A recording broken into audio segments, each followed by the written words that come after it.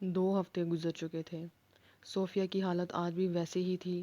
کبھی انہیں شاہ صاحب کے کپڑوں کی فکر لگی ہوتی تو کبھی ان کے جوتوں کی فکر لگی رہتی، تو کبھی وہ یہ سوچتی کہ شاہ صاحب تو نوکروں کے ہاتھ کا کھانا پسند نہیں کرتے، نہ جانے کچھ بھی کھاتے پیتے بھی ہوں گے یا نہیں۔ تو پھر کبھی کبھی اپنی ناقدری پر پھوٹ پھوٹ کر رونے لگتی تھیں کہ وہ اتنی بے مول تھیں کہ ان کے ہونے نہ ہونے سے انہیں کوئی فرق ہی نہ پڑا۔ جبکہ اشر کا بس یہی کہنا تھا کہ تھوڑا سا انتظار کریں، سب کچھ ٹھیک ہو جائے گا۔ اشر کے کام پر جانے کے بعد نمیش سارا وقت انہی کے ساتھ رہتی تھی۔ آج کل وہ ان سے اچھی کوکنگ سیکھ رہی تھی۔ وہ کام کاج ٹھیک ٹھاک کر ہی لیتی تھی، لیکن ان کے آنے سے یہ فائدہ ہوا تھا کہ وہ اشر کی پسند ناپسند کے بارے میں سب کچھ جاننے لگی تھی۔ ابھی وہ کچن میں ان کے ساتھ اشر کے لیے رات کے کھانے میں کچھ اسپیشل بنا رہی تھی جب اچانک سے اسے چکر آئے۔ اس سے پہلے کہ وہ گرتی، صوفیہ بیگم نے اسے تھام کر پاس رکھی کرسی پر بٹھایا۔ نمی بیٹا، مجھے تمہاری طبیعت بہت خراب لگ رہی ہے، تم یہاں رکو، میں ڈرائیور کو بلاتی ہوں، تمہیں ہسپتال لے کے چلتی ہوں۔ صوفیہ بیگم پریشانی سے ہاتھ رومال سے پونچھتی باہر کی طرف جانب بڑھیں، جب کہ نمیش ارے نہیں نہیں کرتی رہ گئی۔ رات تقریباً 1:30 کا وقت تھا جب شاہ صاحب کو ایسا محسوس ہوا کہ زرین بیگم بیڈ پر موجود نہیں ہیں۔ وہ ان کی غیر موجودگی کو محسوس کرتے ہوئے اٹھ کر باہر کی جانب آئے، کیونکہ زرین بیگم رات گھر واپس آ گئی تھیں تو اب وہ کہاں چلی گئی ہیں۔ پچھلے کچھ دنوں سے مسلسل ان میں لڑائیاں ہو رہی تھیں۔ زرین بیگم شاہ صاحب کو اپنے اصل رنگ دکھا رہی تھیں، کبھی رات کو دیر سے واپس آنا تو کبھی نہ آنا، کبھی حد سے زیادہ شاپنگ کرنا تو کبھی کلبز میں پائی جانا۔ شاہ صاحب سے کچھ بھی چھپا ہوا نہیں تھا۔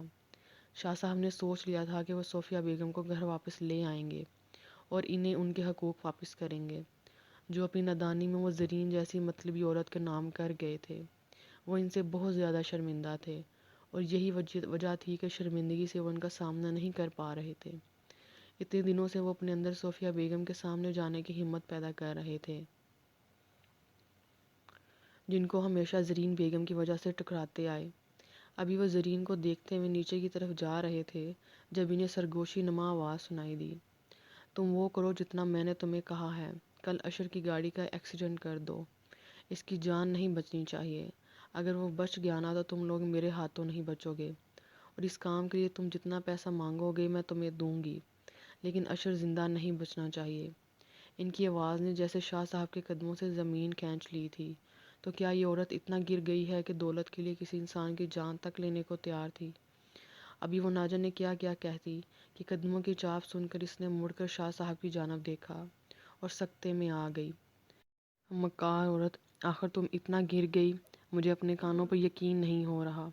آخر کیوں کیا تم نے یہ سب کچھ؟ جواب دو مجھے، کہاں کی کمی رہ گئی تھی میری محبت میں کہ تم آج میرے بیٹے کو جان سے مارنے کی پلاننگ کر رہی ہو؟ جواب دو مجھے، آخر کیوں کیا تم نے یہ سب کچھ؟ جواب دو، آخر کیوں تم میرے بیٹے کی جان لینا چاہتی ہو؟ شاہ صاحب انتہائی غصے سے ان کے دونوں بازو پکڑے انہیں جھنجھوڑ رہے تھے، جبکہ زرین بیگم اس سچویشن کے لیے تیار نہ تھی۔ شاہ صاحب، آپ کو غلط فہمی ہوئی ہے، میرا وہ مطلب نہیں تھا۔ چٹاخ، خاموش ہو جاؤ مکار عورت، تم نے مجھے بے وقوف سمجھ رکھا ہے جو میں اپنے کانوں سے تمہارے پلاننگ کو سنوں اور یوں نظر انداز کر دوں؟ تمہاری لالچی اور مکار فطرت کو تو میں ہمیشہ سے ہی سمجھتا تھا، لیکن ان آنکھوں میں تمہاری جھوٹی محبت کی پٹی بندھی تھی جس نے مجھے اندھا کر رکھا تھا، لیکن اب اور نہیں۔ تم میرے بیٹے کی جان لینا چاہتی ہو، میرے بیٹے کی، صرف اس دولت اور شہرت کے لیے، صرف اس پیسے کے لیے تم میرے بیٹے کی جان لینے کی بات کر رہی ہو۔ مکار عورت، میں تمہیں جان سے مار ڈالوں گا۔ ایک کے بعد ایک تھپڑ زرین کا دماغ گھما کر رکھ دیا تھا۔ تم جیسی مکار اور گھٹیا عورت کے لیے میں نے اپنا سب کچھ برباد کر دیا، اپنے ماں باپ سے بغاوت کی، یہاں تک کہ صوفیہ جیسی وفاشوار اور وفادار عورت کو تمہارے لیے ٹکراتا رہا، اس کی ناقدری کرتا رہا، اور تم اتنی گری ہوئی اور گھٹیا نکلی۔ میں تمہاری جان لے لوں گا۔ شاہ صاحب کا ہاتھ اب ان کی گردن پر تھا اور وہ اس کی گردن کو اس بے دردی سے دبا رہے تھے کہ شاید جان نکلنے میں بس کچھ ہی وقت باقی بچا تھا۔ جب یہ سب چیخو پکار سن کر نوکروں نے بھاگتے ہوئے ان کو زرین بیگم سے الگ کیا۔ چھوڑ دو مجھے، میں اس عورت کو جان سے مار ڈالوں گا، میں اس کی جان لے لوں گا۔ شاہ صاحب کا غصہ اور پاگل پن کسی بھی طرح کم نہیں ہو رہا تھا۔ شاہ صاحب، خود پر قابو کریں، اس طرح سے تو آپ ان کی جان لے کر خود بھی گنہگار بن جائیں گے۔ میں پولیس اسٹیشن فون کرتا ہوں۔ ایک نوکر نے سمجھداری کا مظاہرہ کرتے ہوئے انہیں روکا۔ جبکہ باقی لوگ ان کو کنٹرول کرنے کی کوشش میں ہلکان ہو رہے تھے۔ وہ آہستہ آہستہ کھانے میں مصروف تھی، جبکہ صوفیہ بیگم اس کے سر پر کھڑی ڈنڈے کے زور پر زبردستی کھلا رہی تھیں، اور اشر اپنی مسکراہٹ روکتا کھانے کی طرف متوجہ تھا۔ بس ماما، میرا ہو گیا، میں اس سے زیادہ نہیں کھا سکتی، نمیش نے انہیں دیکھتے ہوئے التجا کی تھی۔ خاموش لڑکی، اس طرح سے تم میری نسل کو پروان چڑھاؤ گی؟ کھاتی پیتی تم کچھ ہو نہیں اور مستیاں تمہاری ختم نہیں ہوتی۔ صوفیہ بیگم نے اسے گھورتے ہوئے جھٹکا تو ایک بار پھر سے نظریں جھکائے تیز تیز کھانا کھانے لگی۔ اور ماما، کل جو یہ بارش میں بھیگی تھی، اشر نے جلتی پر تیل کا کام کیا تھا۔ آپ خاموش ہو کر بیٹھے، آپ کو تو میں بعد میں دیکھوں گی۔ اس نے دانت پیسے تھے۔ ہائے، میں تو منتظر ہوں کہ آپ مجھے کب دیکھیں گی۔ وہ اس کے کان میں سرگوشی کے انداز میں گنگنایا، جس پر میں صرف اسے گھور کر رہ گئی، اور صوفیہ کے ڈر سے ایک بار پھر سے کھانا کھانے لگی۔ اتنی پیاری تھی اس کی ساس، اتنی محبت کرنے والی، بالکل غصہ نہیں کرتی تھی۔ لیکن ایک ہفتہ پہلے جب انہیں پتہ چلا کہ نمیش ماں بننے والی ہے، تب سے ان کی ساری محبت غصے میں بدل گئی تھی۔ اب تو ان کو بقول نمیش کے، ان کو نمیش کی بالکل فکر نہیں تھی۔ اگر فکر تھی تو صرف اور صرف اپنے ہونے والے پوتے یا پوتی کی۔ ماما، میں وعدہ کرتی ہوں، میں آئندہ ایسا کوئی کام نہیں کروں گی۔ پلیز، مجھ سے یہ نہیں کھایا جا رہا۔ اپنی شرارتوں پر توبہ کرتی وہ التجا کرنے لگی تو صوفیہ بیگم ایک بار پھر سے سخت سانس سے نرم ماں بن گئی۔ میں تمہاری دشمن نہیں ہوں میری جان، لیکن ایک ماں بننے والی عورت کے لیے یہ ساری چیزیں نقصان دہ ہو سکتی ہیں، جیسے بارش میں بھیگنا، بار بار سیڑھیاں چڑھنا اترنا، یہ سب کچھ بیبی کے لیے ہیلدی نہیں ہوتا۔ اب وہ پیار سے اسے سمجھا رہی تھیں، جبکہ اشر اپنی ماں کا پل پل بدلتا روپ دیکھ کر خوش ہو رہا تھا۔ اس کی ماں پچھلے کچھ وقت سے بہت زیادہ مینٹلی ڈسٹرب تھی، لیکن ایک ہفتے سے وہ بھی خوش رہنے لگی تھی۔ ان کا سارا وقت نمیش کا خیال رکھتے ہوئے گزر جاتا تھا، جبکہ دوسری طرف شاہ صاحب کی حویلی میں کیا ہو رہا تھا، اسے ہر ایک پل کی خبر تھی۔ زرین کو جیل بھیج دیا گیا اور شاہ صاحب نے پورے میڈیا کے سامنے انہیں طلاق دے کر خود سے جڑے ہر رشتے سے فارغ کر دیا تھا۔ اصل بات کیا ہوئی تھی، یہ سب کچھ کیسے ہوا، اشر نہیں جانتا تھا۔ ہاں، لیکن اپنے باپ کی طرف سے اپنی ماں کے لیے معافی نامے کا انتظار ضرور کر رہا تھا۔ ان دونوں کو ایک دوسرے میں مصروف دیکھ کر ان دونوں کو خدا حافظ کہتا آفس کے لیے نکل گیا، جبکہ اسے خدا حافظ کہہ کر وہ دونوں ایک بار پھر سے ایک دوسرے میں مصروف ہو چکی تھیں۔ جبکہ اشر کا ارادہ آج آفس کے بعد بابا سے ملنے جانے کا تھا۔ یہ جو سب کچھ ہوا تھا، ایسے بھی میڈیا کو جواب دینا تھا۔ یہ سب کچھ کیوں ہوا، کیسے ہوا؟ کیا اللہ نے اس کی سن لی؟ کیا اس کی ماں کے حصے کی محبتیں، عزت، حق اس سے ملنے جا رہا تھا؟ وہ اپنی سوچوں میں ڈوبے سگار سلگاتے رہے۔ جب دروازے کی طرف نگاہ اٹھی تو سامنے اپنے والدین کو دیکھ کر شرمندگی سے سر جھکا گئے۔ یہ سب خبروں میں کیا آ رہا ہے بیٹا؟ یہ سب کیا ہو رہا ہے؟ تم نے زرین کو طلاق دے دی اچانک، ایسا کیا ہو گیا بیٹا؟ ماں جی بہت پریشانی سے اس کے پاس آ کر بیٹھی تھی۔ امی، میں ایک بہت نافرمان بیٹا ہوں، میں نے کبھی آپ کے فخر کی وجہ نہیں بن پایا، اور صوفیہ کو بھی بہت تکلیف دی ہے۔ زرین کی خاطر وہ عورت میرے بچے کو مجھ سے جدا کرنا چاہتی تھی، میرے بیٹے کی جان لینا چاہتی تھی، اس دولت کے لیے، شہرت کے لیے۔ اسی لیے میں نے اس عورت کو ہمیشہ ہمیشہ کے لیے اپنی زندگی سے نکال دیا۔ ایسی مکار اور فریبی عورت کی میری زندگی میں کوئی جگہ نہیں ہے۔ ان کا لہجہ بہت مضبوط تھا۔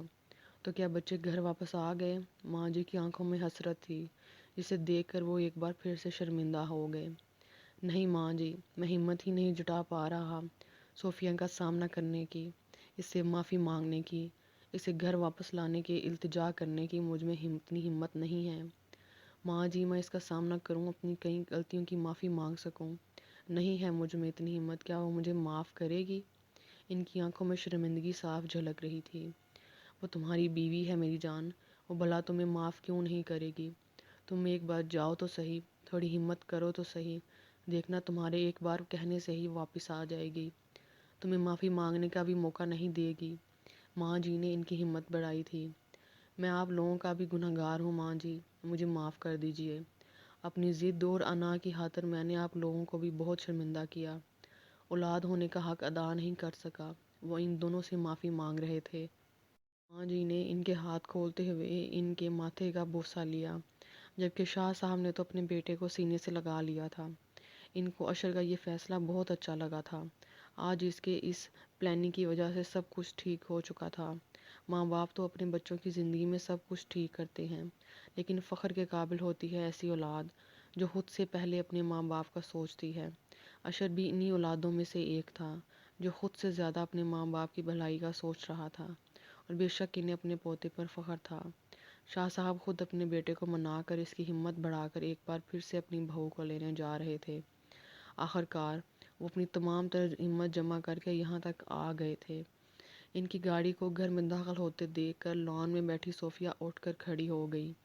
ان کے والدین تو ان سے مل کر بہت خوش ہوئے، جبکہ نمیش کو بھی بہت اچھے سے ملے، جبکہ شاہ صاحب ان سب کے دوران شرمندگی سے سر جھکائے پیچھے ہی کھڑے رہے۔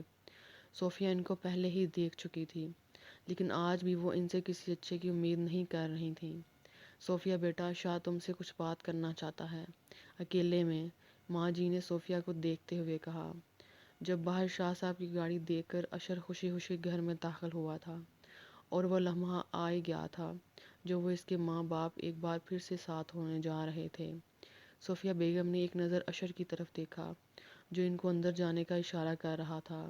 وہ بس خاموشی سے ایک نظر شاہ صاحب کو دیکھ کر اندر داخل ہو گئی، جبکہ شاہ صاحب ان کے پیچھے شرمندگی سے سر جھکائے ہوئے آئے تھے، اور ان کے جاتے ہی دادا اور دادی نے اشر کو مکمل بات بتانے لگے کہ کیسے زرین نے اس کی جان لینے کے لیے پلاننگ کی تھی، جس کے بعد شاہ صاحب نے زرین کو ہمیشہ کے لیے اپنی زندگی سے فارغ کر کے جیل میں ڈلوا دیا، جبکہ دادا اور دادی اشر کو بھی داد دے رہے تھے۔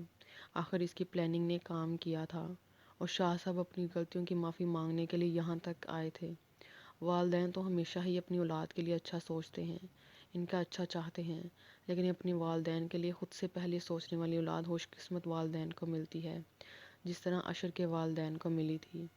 صوفیہ، میں تمہارا گنہگار گار ہوں، میں نے تمہارے ساتھ بہت برا سلوک کیا، کبھی تم سے ٹھیک سے بات نہیں کی، ہمیشہ تمہاری ناقدری کی، کبھی تمہیں بیوی ہونے کا حق نہیں دیا، کبھی تمہیں عزت نہیں دی، اور جسے عزت دیتا رہا اس نے میرے ساتھ کیا کیا، صرف دولت اور شہرت کے لیے اس نے مجھے برباد کرنے کی کوشش کی، میرے بیٹے کو مارنا چاہتی تھی وہ، مجھ سے غلطی ہو گئی صوفیہ، مجھے معاف کر دو، میں تمہارا گنہگار گار ہوں، میں نے تمہاری زندگی کے 28 سال برباد کر دیے، میں جانتا ہوں میں معافی کے لائق نہیں ہوں، لیکن پھر بھی تمہارے سامنے ہاتھ جوڑ کر کھڑا ہوں۔ ان کی آنکھوں میں نمی آ چکی تھی۔ صوفیہ بیگم نے تڑپ کر ان کے ہاتھ کھولتے ہوئے ان ہاتھوں پر اپنا سر رکھ دیا اور پھوٹ پھوٹ کر رونے لگیں۔ صوفیہ، میں نے تمہاری ساری زندگی خراب کر دی، میں بہت بڑا گنہگار گار ہوں، میں نے تمہارے ساتھ بہت زیادتی کی ہے، لیکن حقیقت تو یہ ہے کہ تمہارے بغیر یہ چند دن گزرے تو احساس ہوا کہ زرین سے تو میں نے کبھی محبت کی ہی نہیں تھی۔ محبت میں تم سے کرتا تھا، حق میں تم پر جتاتا تھا، اور تمہیں اپنی بیوی کہنے کا حق نہیں دیتا تھا۔ میں بہت برا انسان ہوں، مجھے معاف کر دو، صرف ایک بار، میں کبھی دوبارہ تمہیں شکایت کا موقع نہیں دوں گا۔ شاہ صاحب ان کے دونوں ہاتھ تھامتے ہوئے التجا کر رہے تھے۔ میں آپ سے کبھی خفا تھی ہی نہیں شاہ صاحب، میں نے تو کبھی بھی آپ کے لیے کچھ غلط نہیں سوچا، آپ ہمیشہ میرے شوہر تھے، میرے سرتاج ہیں، آپ کے بارے میں برا تو میں سوچ ہی نہیں سکتی تھی۔ میں جانتی ہوں یہ میرا امتحان تھا، اور اللہ اپنے پسندیدہ لوگوں سے امتحان لیتا ہے، یقیناً وہ مجھے بہت چاہتا ہے، تبھی تو اس نے آج میری دعائیں سن لیں اور آپ کو یہاں بھیج دیا۔ صوفیہ بیگم نے مسکراتے ہوئے کہا تو شاہ صاحب بھی ایک بار پھر سے جی اٹھے۔ تو چلو اپنے گھر، تمہارا گھر، تمہارا شوہر تمہارا منتظر ہے۔ وہ ان کا ہاتھ تھامتے ہوئے خود بھی صوفے سے اٹھ چکے تھے۔ آج صوفیہ پورے عزت اور مان کے ساتھ اپنے گھر جا رہی تھیں۔ پاپا، یاہو، سب کچھ ٹھیک ہو گیا، ماما بابا، آپ ایک ساتھ دونوں بہت پیارے لگتے ہیں، نمیش نے اپنے دل سے تعریف کی اور صوفیہ بیگم کے گلے سے لگی، جبکہ اشر بھی بہت خوش تھا۔ ہاں تو چلو سب لوگ گھر چلتے ہیں۔ شاہ صاحب نے مسکراتے ہوئے بہو کے سر پر ہاتھ رکھا، جس پر نمیش کو اپنے بابا کی یاد آنے لگی۔ ہاں ہاں ضرور جائیں ماما پلیز، کم از کم میری سوپ اور دلیے سے تو جان چھوٹے گی، نمیش نے شرارت سے ہنستے ہوئے کہا۔ بالکل بھی نہیں، ایسا سوچنا بھی مت، میں تمہیں اپنے ساتھ لے کر جاؤں گی، اور اشر کا پہلا بچہ اپنے گھر میں پیدا ہوگا، وہیں پروان چڑھے گا، وہیں جوان ہوگا، اور میں ایک ایک لمحے کو تمہارا خیال رکھوں گی، تم کسی خوش فہمی میں مت رہنا۔ صوفیہ بیگم نے اسے جھڑکا۔ کیا مطلب؟ نمیش بہو امید سے ہے؟ اماں جی کا تو مانو خوشی سے برا حال تھا۔ صوفیہ بیگم نے مسکراتے ہوئے ہاں میں سر ہلایا۔ تو اسے یہاں اکیلے ہرگز نہیں چھوڑنا، اسے بھی اپنے ساتھ لے کر چلو۔ ماں جی فوراً اس کا ہاتھ تھام کر تقریباً زبردستی سے اپنے ساتھ لے جانے لگیں۔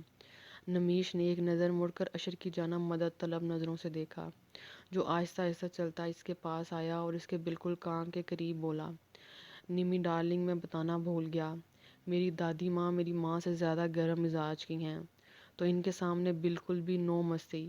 وہ اسے ہری جھنڈی دکھا کر ڈرائیونگ سیٹ سنبھال رہا تھا، جبکہ نمیش کا منہ کھل گیا۔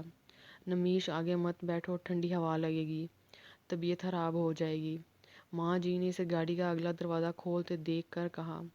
نمیش نے ایک نظر اشر کی جانب دیکھا، جو شرارتی مسکراہٹ لبوں پر سجائے اس گاڑی میں بیٹھنے کا اشارہ کر رہا تھا۔ کتنا ظالم سماج ہے یہ، ابھی مجھے ماں اور دادی ماں ملی ہی تھی کہ وہ بھی ظالم ساس اور دادی ساس بن گئیں۔ وہ سوچتے ہوئے منہ پھلا کر گاڑی میں بیٹھ گئی، جبکہ ان کی زندگی کے حسین سفر کی شروعات ہو چکی تھی۔ امید ہے کہ آپ کو یہ ناول بہت زیادہ پسند آیا ہوگا۔ اگر آپ کوئی ناول سننا چاہتے ہیں تو آپ کمنٹ سیکشن میں بتا سکتے ہیں۔ اللہ حافظ۔